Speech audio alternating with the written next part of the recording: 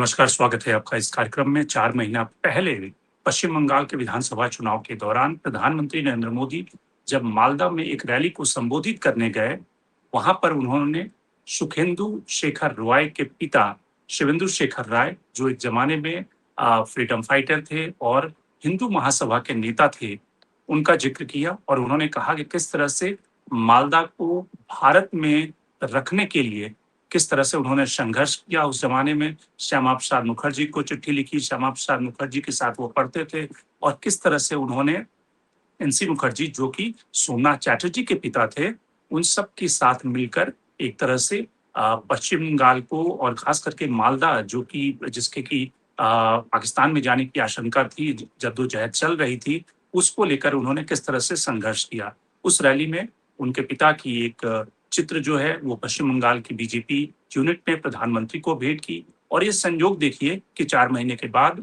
वही टीएमसी के सांसद उन्होंने इस्तीफा दे दिया है और 14 सांसदों के साथ उन्होंने भूपेंद्र यादव के साथ मुलाकात की है। तो एक तरह से विधानसभा में टूट के बाद अब टीएमसी की लोकसभा और राज्यसभा यानी कि पार्लियामेंट्री जो पार्टी की दिल्ली में इकाई है, उसमें भी टूट की आशंका बढ़ गई है। सवाल ये है कि जब इंडिया ब्लॉक देश भर में सरकार के खिलाफ एक मोर्चा और किस तरह से आगे सरकार को घेरने की रणनीति बना रहा है, उसी समय पश्चिम बंगाल से लेकर राजस्थान, अलग-अलग राज्यों में इंडिया ब्लॉक की जो पार्टियां हैं, उसमें टूट की आशंका, विस्फोट, विरोध के स्वर मुखर हो रहे हैं। अशोक गहलोत सचिन पायलट को घेर रहे हैं, वहीं टीएमसी में टूट हो रही है। कर्नाटक में कांग्रेस में अलग प्रॉब्लम है, वहाँ के मंत्री ने इस्तीफा दे दिया। तो सवाल ये है कि इंडिया ब्लॉक एनडीए से कैसे लड़ेगा? इस मुद्दे को हम समझते हैं आज के कार्यक्रम में। हमारे साथ 2 मेहमान जुड़ रहे हैं। कलकत्ता से शिखा मुखर्जी जो सीनियर जर्नलिस्ट हैं, वो जुड़ रही हैं और साथ ही दिल्ली से शुक्ला साहब सीनियर जर्नलिस्ट हैं, वो हमारे साथ जुड़ रहे हैं। सबसे पहले शुरुआत करते हैं शिखा जी आपसे। टीएमसी की जो टूट है, टीएमसी में जिस तरह से एक तरह से असंतोष है, ये तो असंतोष एक तरह से ऐसा दिख रहा है कि ये पहले से एक चिंगारी लगनी थी और चिंगारी लगते ही वो पूरा एक बारूद मशाल बन गया। ये सिर्फ बीजेपी इन्फ्लुएंस इंजीनियर्ड विस्फोट हो रहा है, वहाँ पे टूट हो रही है, या फिर इसकी स्वाभाविक टूट और विरोध के भी स्वर पहले से मुखर थे? तो ये जो जिस तरह से ये टूट हो रही है, इसमें बीजेपी सामने तो नहीं दिख रही है, लेकिन यहाँ पे स्पेक्यूलेशन तो जरूर है। लोग तो यही यही कह रहे हैं कि कहीं ना कहीं बीजेपी के हाथ है। लेकिन अगर हम वो भी छोड़ दें, अगर आप पार्लियामेंट के बारे में सोचें, यानी कि जहाँ पे सुखेंदु शेखर राय अब बड़े नेता के हिसाब से उभर के आ रहे हैं। सुखेंदु शेखर राय जब आरजी कौर इंसिडेंट हुआ, मेडिकल कॉलेज में एक यंग डॉक्टर की रेप और मर्डर हुई, उस वक्त सुखेंदु शेखर राय बहुत ही जबरदस्त उन्होंने तृणमूल को क्रिटिसाइज किया था। और तब तो लग रहा था कि वो खुद उसी वक्त रिजाइन करने वाले हैं, लेकिन वो तो उन्होंने तो रिजाइन नहीं की, लेकिन जौहर सरकार ने जरूर रिजाइन किया था। दोनों ही बहुत जम के तृणमूल के खिलाफ बोल रहे थे, लेकिन सुखेंदु शेखर राय उसके बाद चुप हो गए और फिर वो रिजाइन भी नहीं किए। आज जाके वो रिजाइन कर रहे हैं। तो यानी कि सुखेंदु शेखर राय को अगर हम समझें, सुखेंदु शेखर राय वेस्ट बंगाल की राजनीति में इतने दिनों में हमने जो देखा, पिछले 15 साल में हमने जो देखा है, वहां पे वो कोई ज्यादा इम्पोर्टेंट लीडर तो नहीं थे। वो ना ममता जी के साथ बहुत थे या ममता जी के आसपास घूमते थे, ऐसा नहीं है। लेकिन आज वो विरोधी तृणमूल जो है, उसके लीडर के हिसाब से वो निकल आ रहे हैं। वो वो लोगों से मिल रहे हैं, लोगों से बातचीत कर रहे हैं। भूपेंद्र, आपने जिसकी जिक्र की कि भूपेंद्र यादव के पास वो लोगों को ले जा रहे हैं। तृणमूल के लिए इस वक्त 11 लोग काफी नहीं है, यानी पार्लियामेंट्री पार्टी के लिए। पार्लियामेंट्री पार्टी के लिए उनको करीब 18 लोगों की जरूरत होगी। तो 18 लोग जब तक एक साथ नहीं होते, तब ये भूपेंद्र यादव के साथ जो मीटिंग है, वो लगता है कि एक तरह से वो सिग्नल कर रहे हैं कि हम बीजेपी के मदद से कुछ करना चाहते हैं। अब भी ये थोड़ा मुझे लगता है कि मैसेज थोड़ा गड़बड़ हो गया है, क्योंकि एमएलए की जो विरोधी विरोधी एमएलए थे, वो लेकिन खुद आगे बढ़ के अपना अपना जुट बना के उन्होंने अपना जितना जो भी स्ट्रैटेजी हो वो लगता था कि कोई भी किसी तरह से बीजेपी का कोई यहाँ पे कंट्रीब्यूशन नहीं है। लेकिन आज सुखेंदु शेखर राय ने जो किया है, उससे लगता है कि हाँ कुछ ना कुछ तो मदद उनको मिल रही है, सपोर्ट मिल रही है, कुछ ना कुछ तो हो रहा है बीजेपी के साथ मदद से। तो ये एक अजीब सा इशारा है जो हमने पिछले एक हफ्ते में देखा नहीं था। दूसरी बात है कि पार्लियामेंट्री पार्टी अगर टूटती है, जिस तरह से विधानसभा में टूटी है तृणमूल कांग्रेस, तो फायदा डायरेक्टली बीजेपी को होता है। यानी कि अगर आप विधानसभा की बात करें, वहां पे बीजेपी के पास 2/3 बहुमत है, तो इसलिए वो विरोधी तृणमूल के लोग जो है वो किसी तरह से कोई यानी कि कोई इम्पोर्टेंस नहीं है उनकी, एक्सेप्ट कि वो एक बहुत ही वीक ऑपोजिशन के हिसाब से वो काम कर सकते हैं।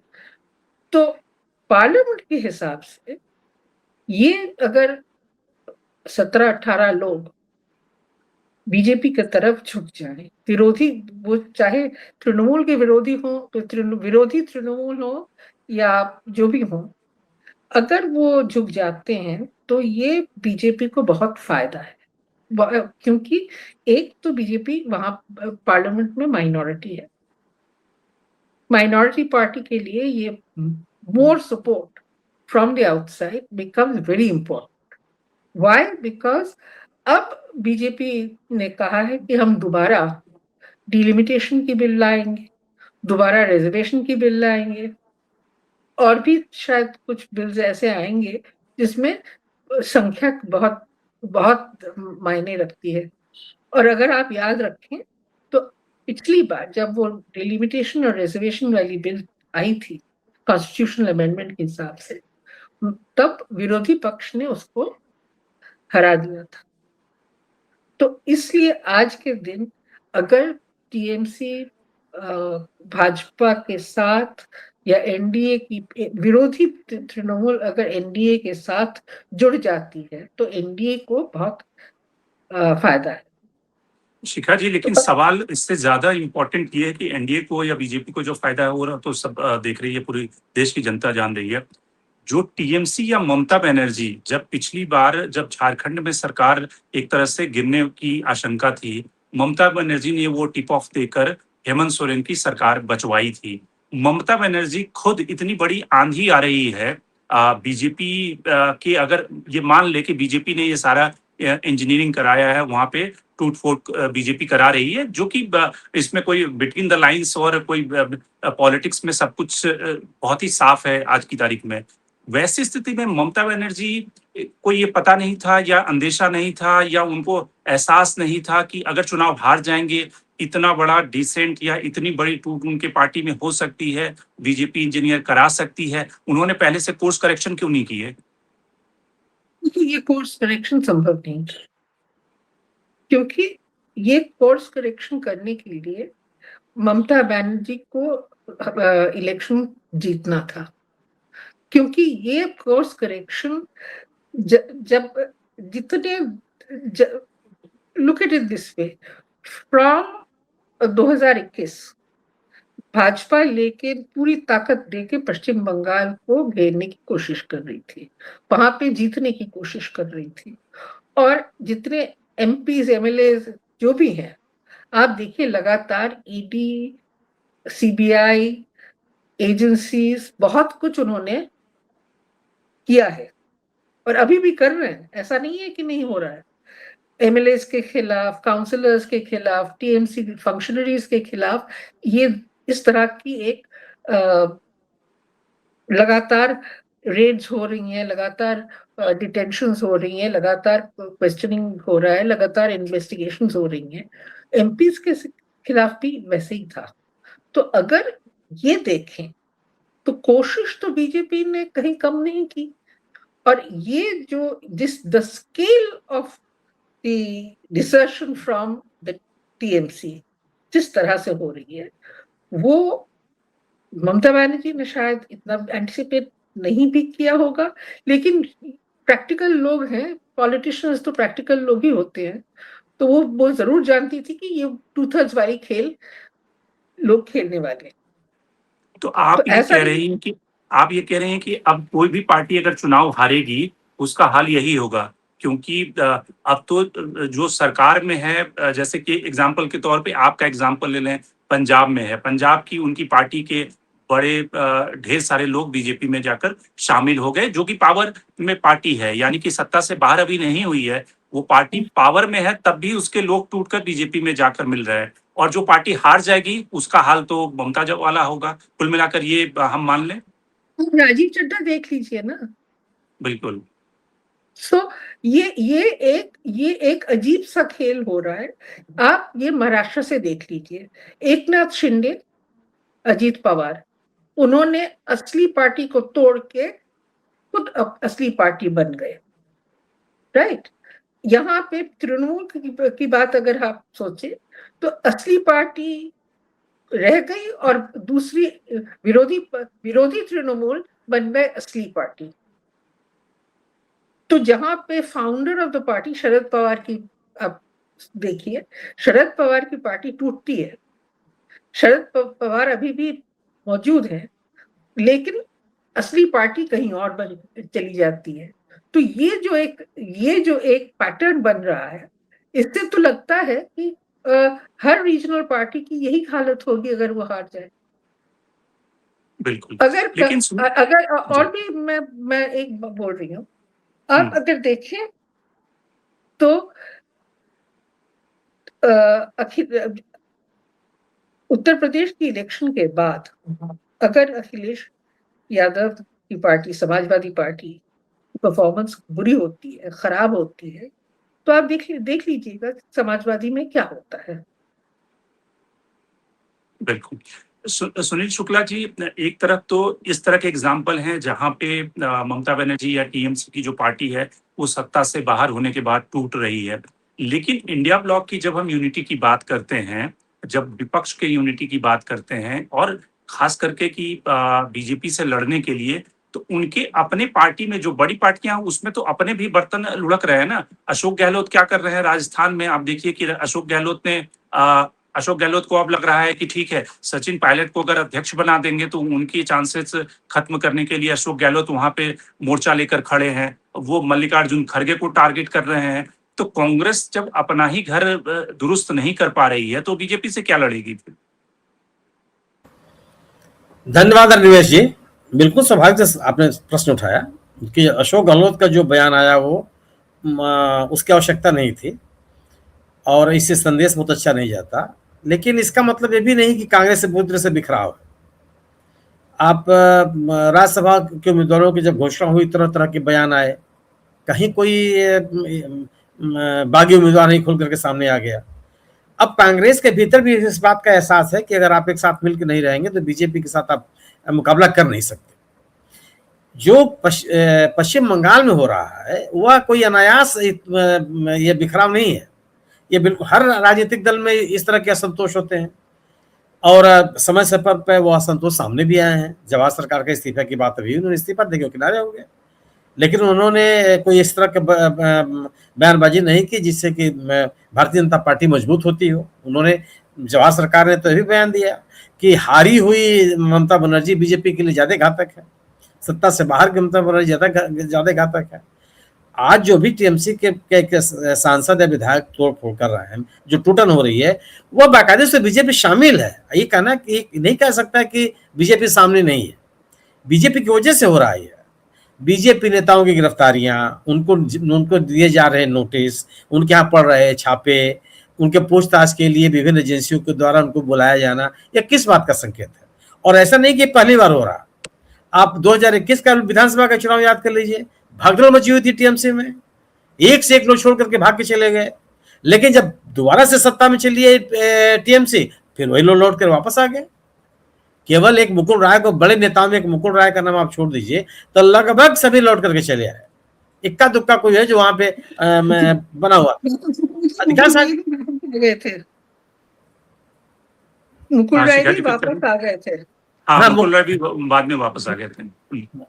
तो मतलब बड़े बड़े नेताओं में की स्थिति थी, वहां लगाई थी, मतलब टीएमसी गई, टीएमसी जम की चुनाव लड़ी, और वो बाबुल सुप्रियो जैसा सांसद लौट के चला गया था, जो जीत करके आया था वहां, फिर लौट करके चले आए वो। तो ये केवल और केवल सत्ता का खेल है। और भारतीय जनता पार्टी जो अपने विभिन्न राज्यों में उसने किया है, चाहे वो महाराष्ट्र हो, चाहे वो हरियाणा हो, चाहे वो देश का कोई भी राज्य हो जहां पे वो राजनीतिक दलों को तोड़ने का काम करती है, वो कर रही है। शुभेंदु शेखर साहब के साथ आज जो नेता मिले हैं, उसमें कोई बड़ा नेता है क्या? कोई चर्चित नाम है?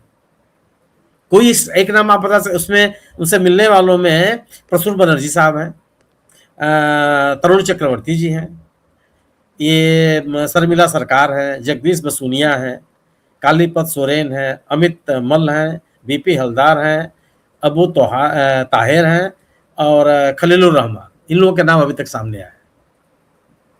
अब तो जानने वाले भी कह रहे हैं कि 16 लोकसभा के सांसदों के बारे में तो ये कहा जा रहा है कि वो किसी भी दशा में ममता बनर्जी के साथ नहीं छोड़ेंगे। ये भी तो लोगों के पास है कि अगर वो छोड़ के चले जाते हैं बीजेपी के साथ, तो बीजेपी में उनका कौन सा भविष्य है? तो राजनीतिक रूप से जो व्यक्ति अपनी पूंजी को बचाए रखना चाहता है, वो तो टीएमसी का साथ नहीं छोड़ेगा। हाँ, जो अपनी संपत्ति बचाए रखना चाहता है, जिसके खिलाफ तरह तरह के मामले हैं, जो बहुत ज्यादा उसने संपत्ति इकट्ठी कर रखी है, वो जाएगा। अब जो बनर्जी साहब हैं, जो विपक्ष के नेता जिनको बनाया गया है बीजेपी में, ऋतुव्रत बनर्जी साहब, उनके खिलाफ कितने मामले हैं? आप सोचिए कि किन आरोपों से हटाया गया था उनको सीपीएम से। ममता बनर्जी ने उनको अपनी जगह दे दी। आज अगर वो क्या मोर्चा लेने की स्थिति में है, वो भी बीजेपी की सरकार से, अब आमने सामने खड़े होकर के मुकाबला कर लेंगे। तो जो डरे सहमे हुए लोग हैं, उनके पास ताकत नहीं है कि वो बीजेपी का जो एक आक्रामक रवैया है, वो उसके सामने खड़े हो जाए और बीजेपी का विरोध करें। बीजेपी का यह बाकायदे अभियान है टीएमसी को तोड़ना, और स्वाभाविक सी बात है कि संसद में अपना बहुमत जमाने के लिए, जो अपने उनके विवादास्पद बिल हैं उनको पास कराने के लिए चाहती है कि उसको बहुमत मिल जाए वहां, और दूसरी चीज कि कमजोर टीएमसी चाहिए उसको पश्चिम बंगाल में। आने वाले दिनों में अपने राजनीतिक विस्तार के लिए आवश्यक है कि वो टीएमसी को कमजोर करे। टीएमसी कोई ऐसा नहीं है ना कि वो हाशिए पे चली गई है। 41% मतदाता अभी भी टीएमसी के पास है। बीजेपी और टीएमसी के बीच में कुछ 32 लाख मतदाताओं का अंतर है। तो एकदम वहां की जनता ने ममता बनर्जी को उखाड़ फेंका है और वो ध्रुवीकरण के नाम पर सब बीजेपी के साथ चले गए, ऐसा तो नहीं है। नहीं, लेकिन ये भी तो सवाल है ना कि सुनील जी, अगर अभिषेक बनर्जी के खिलाफ इतना गुस्सा था लोगों में, या ये रैंक एंड फाइल में ये था कि इस व्यक्ति को आपने ऊपर से बिठा दिया है, तो ममता को इस कंसर्न को पहले, ठीक है, एक तो बीजेपी का एंगल हम समझ गए कि बीजेपी हर एक उन राज्यों में एक कहीं ना कहीं एक विंडो देख रही है, लेकिन अगर आप विंडो दे ही ना किसी पार्टी को, तो फिर टूट कैसे होगी? आपने विंडो भी दे दिया कि अभिषेक बनर्जी को ऊपर से बिठा दिया, जो ऑटोक्रेट की तरह बिहेव कर रहे हैं, दूसरे जो अनुभवी नेता हैं वो उनको रिपोर्ट करने को तैयार नहीं है। वैसी स्थिति में आपने एक खिड़की दी जिसका कि बीजेपी ने इस्तेमाल किया। अभिषेक बनर्जी को याद तो नहीं आया ना? अभिषेक बनर्जी जब से आए हैं तब से उनके खिलाफ असंतोष है। सवाल यही है कि जैसे जवाहर सरकार ने इस्तीफा दे दिया, वैसे बाकी शेखर राय साहब क्यों इस्तीफा दे दिए? तो बड़े नेता हैं, बड़ी पृष्ठभूमि है उनकी, वो सामान्य व्यक्ति नहीं है। पश्चिम बंगाल में उनकी साख है। आपने उनके पारिवारिक पृष्ठभूमि के में आपने शुरुआती स्टेटमेंट में बताया भी। आप सामने आते कहते ठीक हम नहीं रहेंगे, हम विरोध कर रहे हैं। अगर आप कल्पना कीजिए क्या ये सवाल पूछा जाता अगर ममता बनर्जी फिर चुनाव जीत करके चली जाती, तो कोई कहता कि अभिषेक बनर्जी के साथ कितने लोगों की शिकायतें हैं? ये सब आज भारतीय जनता पार्टी चुनाव हार जाए तो देखिए कितने लोग शिकायत लेके चले आते हैं कि साहब नितिन नवीन सबसे बड़े नेता थे कि आपने पार्टी अध्यक्ष बना दिया, आज कोई बोला उनके लिए? तो जीतती हुई जो ताकत है वो एक बड़ी ताकत है। ये जितने नेता हैं सबके पास ये मौका था कि आप इस्तीफा दे सकते थे, किसी को कोई मना नहीं कर रहा था। और ये उदाहरण प्रस्तुत किया, जवाहर सरकार का नाम हम लोग बार बार ले रहे हैं, उन्होंने प्रस्तुत किया कि नहीं रहेंगे। ये शुभेंदु अधिकारी ने पार्टी किस बात पे छोड़ी थी? अभिषेक बनर्जी के लिए तो छोड़ी थी कि जब आपने अपने पूरा का पूरा अपना उत्तराधिकारी आप अभिषेक बनर्जी को बना रही हैं तो छोड़ के चले गए। उन्होंने एकदम उनकी पूरी की पूरी राजनीति ममता बनर्जी के साथ थी। ममता बनर्जी के सर्वाधिक विश्वसनीय व्यक्ति माने जाते थे, उन्होंने छोड़ दिया और छोड़ करके भारतीय जनता पार्टी में गए, आज मुख्यमंत्री हैं। तो यह ताकत तो इन तमाम नेताओं को दिखा देनी चाहिए थी ना कि नहीं हमें कोई समस्या नहीं है, अभिषेक बनर्जी से हमें दिक्कत है, हम नहीं रहेंगे। लेकिन लार्जर जो पॉइंट है सुनील जी की वो ठीक है कि टीएमसी की प्रॉब्लम जो है, लेकिन लार्जर जो पॉइंट है कि इंडिया ब्लॉक के जो बाकी कंस्टिट्यूएंट है, कांग्रेस अपने घर में ही अगर लड़ रही है, टीएमसी अपने टूट को रोक नहीं पा रही है। अखिलेश यादव कल की तारीख में ये कोई नहीं जानता कि शिवपाल यादव फिर से खड़े हो जाएंगे और समाजवादी पार्टी में भी टूट नहीं होगी, क्योंकि ढेर सारे ऐसे लोग कह रहे हैं कि समाजवादी पार्टी में कोई विस्फोट होने वाला है। तो वैसी स्थिति में अपोजिशन फिर कैसे लड़ेगा प्रधानमंत्री नरेंद्र मोदी या बीजेपी से? रमेश जी, यह बात जब आप कमजोर होते हैं तो इस तरह की बातें उठती हैं। भारतीय जनता पार्टी से भी कल्याण सिंह अलग हुए थे, भारतीय जनता पार्टी से भी शंकर सिंह वाघेला अलग हुए थे, भारतीय जनता पार्टी से भी बाबूलाल मरांडी अलग हुए थे। ऐसा नहीं है कि केवल कांग्रेस में या समाजवादी पार्टी में या टीएमसी में या किसी अन्य दल में हो रहा है। एआईडीएमके की स्थिति क्या हो गई है पश्चिम तमिलनाडु में? आप जब एक राजनीतिक रूप से एक सत्ता के साथ बने रहने वाले लोगों की एक अलग स्थिति होती है, सत्ता के बाद संघर्ष करने वाले लोगों की अलग स्थिति होती है। इसका मतलब ये करते ही नहीं है कि भारतीय जनता पार्टी से लड़ने वाले या संघर्ष करने वाले नेताओं या पार्टियों में एकदम बिखराव हो गया। ये बात लगातार कही जा रही है कि इंडिया ब्लॉक में बिखराव हो रहा है, डीएमके नहीं है। तो क्या डीएमके अगर इंडिया दल समूह के साथ नहीं आ रहा है तो बीजेपी के साथ जा रहा है, उनके साथ खड़ा हो जाएगा वो? ये किस तरह की बहस है? आप अगर डीएमके ये कह रहा है कि हम आपकी बैठक में तो नहीं आएंगे, लेकिन जो राष्ट्रीय मुद्दे हैं जिससे परिसीमन का ही मुद्दा शामिल है, हम इंडिया ब्लॉक के साथ हैं, क्यों कहां से कमजोरी आ गई? राजनीतिक ताकत को बचाए। आज सवाल केवल इस बात का है, जो बार बार विपक्ष के लोग कहते हैं कि एक विचारधारा का सवाल है। अगर भारतीय जनता पार्टी के राजनीति और उसके विचारधारा से असहमत लोग एक साथ हैं, एक मुद्दे पे हैं, भले एक बैठक में नहीं आ रहे हैं, तो ये स्थिति नहीं बनती कि इंडिया ब्लॉक की जो पॉलिटिकल नैरेटिव है वो कमजोर हो रहा है। ये भारतीय जनता पार्टी इस बात को फैलाती है कि देखिए इनमें आपस में एकता नहीं है। जितने राजनीतिक दल, इवन बीजेटी, नवीन पटनायक जो लगातार बीजेपी का साथ देते रहे हैं, वो बीजेपी के खिलाफ है। उनको भी अपनी पार्टी टूटने की स्थिति आ गई। आप वहां बताइए कि बीजेपी के साथ क्या स्थिति रही? बीजेडी में नवीन पटनायक ने अपने मंत्रियों को जितना बर्खास्त किया, इस्तीफा नहीं लेते थे, उन्होंने बर्खास्त कर दिया, आप जाइए। चुनाव हारे तो विद्रोह होने लगा, उनके भी सांसद छोड़ के जाने लगे, उनको भी उनके उनके पार्टी को छोड़ करके जाने वाले सांसदों को भारतीय जनता पार्टी चुनाव लड़ाने लगी। तो एक कोई राजनीतिक दलों में जब बिना किसी दबाव के, लालच के, प्रलोभन के या केंद्रीय एजेंसियों के दुरुपयोग के अगर टूटन होती है तो विचारने विषय है। लोग अपने राजनीतिक दल को छोड़ के जा रहे हैं क्योंकि उस राजनीतिक दल ने अपने विचारधारा से अपने आप को अलग कर लिया। लेकिन जब आप बाकायदे सुनियोजित तरीके से सत्ता के बल पर राजनीतिक दलों को तोड़ते हैं तो वो राजनीतिक दलों का कमजोर होना नहीं है, वो केवल है कि सत्ता के साथ रहने वाले लोग कल एक सत्ता के साथ थे, आज दूसरी सत्ता के साथ जाने के लिए तैयार है। शिखा जी, जो टीएमसी की टूट है या टीएमसी में जो विद्रोह है, आपको लगता है वो किस सीमा तक जाएगी? और ममता बनर्जी की जो एक स्टाइल रही है, जो उनका व्यक्तित्व है कि वो स्ट्रीट फाइट करके फिर से खड़ी हो जाती है, तो वो फिर से टीएमसी का रिसर्जेंस होगा? या आपको लगता है कि चूंकि टीएमसी उस तरह की पार्टी है जिसकी कोई आइडियोलॉजी नहीं है, जो वैसी पार्टियां बसती हैं जिसकी की आइडियोलॉजी होती है, और बहुत सारी रीजनल पार्टियों को खत्म होते हुए हम लोगों ने देखा है, वैसी स्थिति में आपको लगता है कि टीएमसी बची रहेगी या कांग्रेस में भी मर्ज होने का उसकी संभावना बसती है? जैसे बहुत सारी इस समय थ्योरियां फ्लोट हो रही है कि कांग्रेस ने ऑफर दिया टीएमसी को कि वो मर्ज हो जाए कांग्रेस में, तो इस तरह की संभावना आपको दिखती है कि जो सर्वाइवल का जब संकट है सारी रीजनल पार्टी के पास में है, वो सब कांग्रेस में मर्ज होकर बीजेपी का मुकाबला करें, या फिर अपना अस्तित्व बचाते हुए, लड़ते हुए वो फिर से रिसर्जेंस उनका होगा? लेकिन 2-3 बातें मैं कहती हूँ पहले से कि अस्तित्व का सवाल जो है वो हर पार्टी को अपने हिसाब से लड़ना है।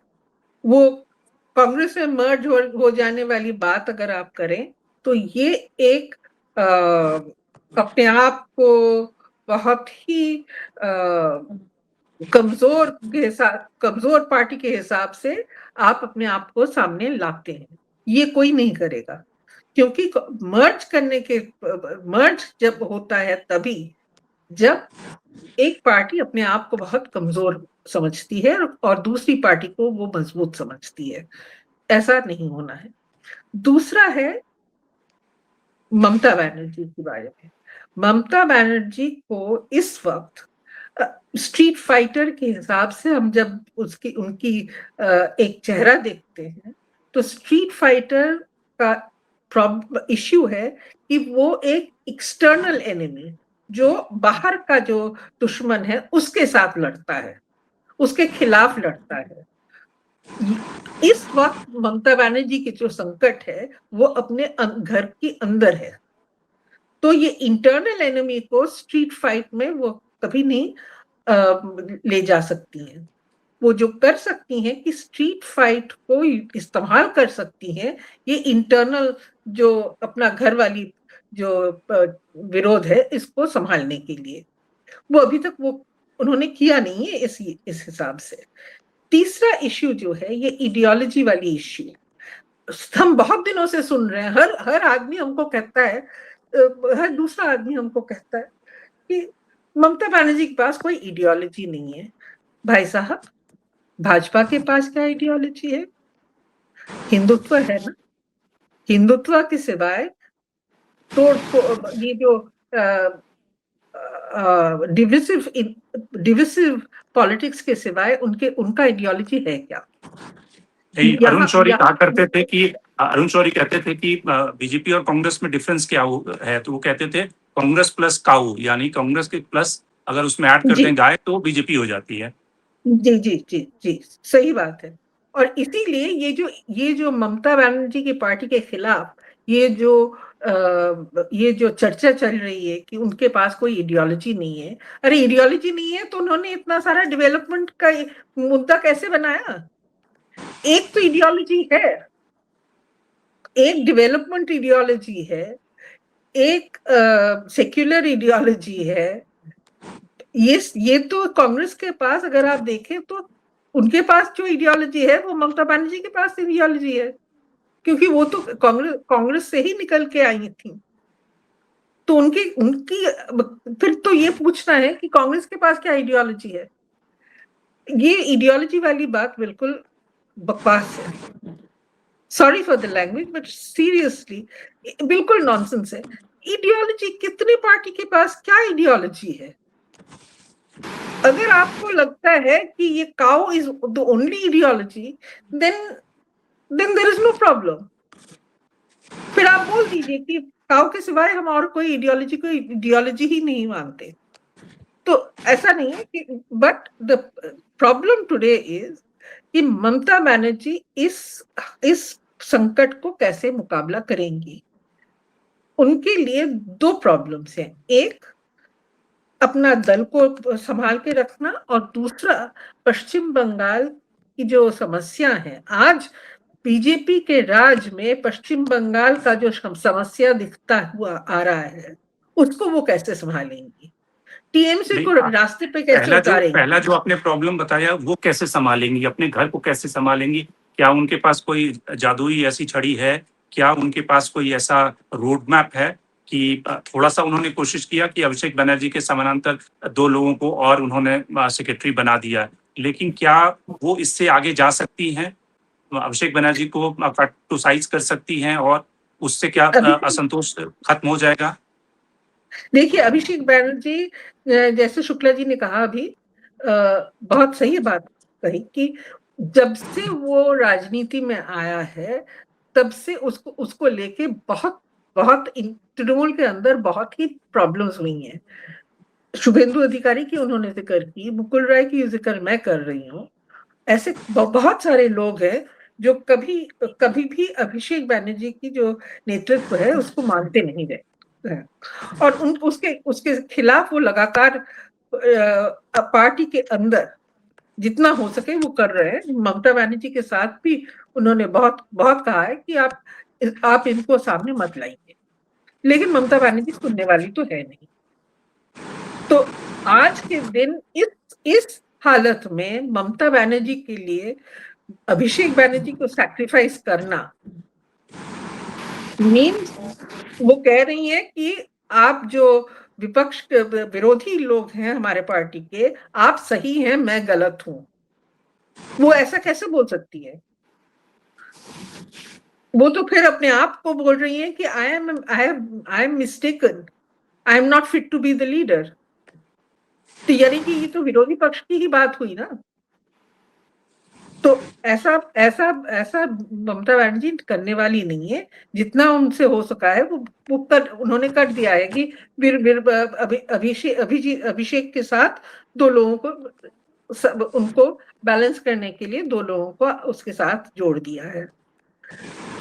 प्रॉब्लम इज ये इंटरनल जो तृणमूल की जो प्रॉब्लम है, ये इंटरनल प्रॉब्लम सिर्फ आप वो एमएलए और एमपी वाली बात नहीं है। तृणमूल की जो प्रॉब्लम है वो बिल्कुल जमीन से लगी हुई जितने लोग हैं उनको किस तरह से ये लगातार ये रेड्स हो रही हैं, अरेस्ट हो रही हैं, और लोगों को डराया जा रहा है, डर में है कि हमको क्या होगा। अब आप देखिए, I give you a fantastic example. अभी खबर कलकत्ते में है कि फिरहाद हकीम जो ममता बनर्जी की किचन कैबिनेट के हिसाब से उनको कहा जाता था, हर टाइम उसके साथ वो घूमते रहते थे, फिरहाद हकीम कलकत्ता के मेयर थे, वो जाके ऋतुव्रत बनर्जी से मिल रहे हैं। क्यों मिल रहे हैं? क्योंकि ऐसा है कि अगर यानी कि उनकी जो वेस्टेड इंटरेस्ट है, उनकी जो इंटरेस्ट है, उनकी जो इश्यूज है, उनको लेके जो इश्यूज है ऑफ अब्यूज ऑफ पावर, इससे बचने के लिए वो शायद ऋतुव्रत बनर्जी के साथ जाके मिल रहे हैं। मैं और भी एक उदाहरण दे रही हूँ। जावेद खान जो भी deputy leader of the opposition के हिसाब से उनको चुना गया है, वो विरोधी तृणमूल दल में। जावेद खान की कॉन्स्टिट्यूएंसी में पहले ही तो बुलडोजर चली। इमीडिएटली आफ्टर द रिजल्ट वहां पे बुलडोजर्स चली, और ये बुलडोजर्स जो चली उसके बाद से जावेद खान को आप देख लीजिए, जावेद खान धीरे धीरे विरोधी पक्ष पे चले जाते, क्योंकि जावेद खान के बहुत सारे इंटरेस्ट जुड़े हुए हैं सत्ता के साथ। सत्ता से अगर वो दूर हो जाते हैं, सत्ता के आसपास उनको मदद नहीं मिलती सत्ता की, तो उनके लिए बहुत मुश्किल हो जाएगा। तो शायद इसलिए किसी अखबार ने बड़ी अच्छी हेडलाइन लगाई थी कि पश्चिम बंगाल में बीजेपी सरकार में भी है और विपक्ष में भी है, यानी कि अब वो दोनों चीजें मैनेज कर रही है। और ये शायद एक नया मॉडल है, क्योंकि महाराष्ट्र का जो मॉडल था उसमें शिवसेना में डिवीजन करके सरकार में भी शिंदे सेना आ गई, लेकिन यहाँ पर उनके टीएमसी के एमएलए की जरूरत नहीं है। उनको टीएमसी को डिस्क्रेडिट करना है, उसके लिए टीएमसी में डिवीजन करके विपक्ष का जो गुट है वो वहां पे बना रहे, तो यानी कि सरकार और विपक्ष दोनों को वहां बीजेपी मैनेज करेगी। एब्सोल्युटली, मैंने इसको डिस्क्राइब किया है एज कोऑप्टेड ऑपोजिशन, यानी कि ऑपोजिशन जो है वो सत्ता के साथ ही जुड़ी हुई है, यानी कि सत्ता ने उसको अपने तरफ टान दिया है। तो वो एक प्रतीक के हिसाब से वो प्रतीकी एक विरोधी पक्ष बन गया है, यानी कि वो इलेक्टेड डेमोक्रेसी, अगर हम अपने आप को इलेक्टेड डेमोक्रेसी के हिसाब से, मदर ऑफ ऑल डेमोक्रेसीज के हिसाब से हम अपना ब्रांडिंग करते हैं, तो ये ब्रांडिंग के लिए ये बहुत जरूरी है कि एक विरोधी दल जो इलेक्शन के माध्यम से वो विरोधी बनता है, वो विधानसभा हो या संसद हो, उसमें वो रहें, लेकिन उनका रोल अपोज करना नहीं है, उनका रोल है पक्ष देना। ये तो एक प्रतीक हो गया। बिल्कुल। तो कुल मिलाकर जो बड़ी बात है कि जिस तरह से पश्चिम बंगाल में टीएमसी में विरोध के स्वर खड़े हो रहे हैं, जिस तरह से खुद कांग्रेस में राजस्थान में एक तरह से घर में ही आग लगी हुई है, उससे ये सवाल खड़ा होता है कि इंडिया ब्लॉक जब बीजेपी से लड़ने के लिए खड़ा होगा, उससे पहले उसे अपने घर को संभालना होगा, और खास करके एक ऐसे समय में जब घर में आग लगाने के लिए उसके जो भेदी हैं चारों तरफ घूम रहे हैं, और खास करके ढेर सारी एजेंसियां, ढेर सारे बीजेपी का जो दबाव है उन विपक्षी पार्टियों में टूट कराने का, वो सब भी कहीं ना कहीं इंडिया ब्लॉक को उन सारे मुसीबतों से, उन सारे सवालों से भी जूझना पड़ेगा। तो आज के कार्यक्रम में इतना ही। सुनील शुक्ला जी, आपका बहुत बहुत धन्यवाद, और शिखा जी, आपका भी बहुत बहुत धन्यवाद कार्यक्रम में जुड़ने के लिए। देश दुनिया की बाकी खबरों के लिए आप बने रहिए direct.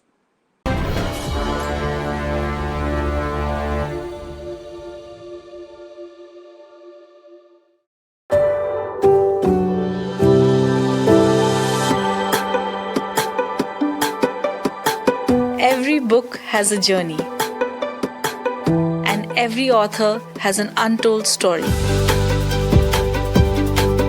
Behind every powerful book lies curiosity, courage, and countless conversations. Discover them all on Books and Banter, a Dialogus Digital original series.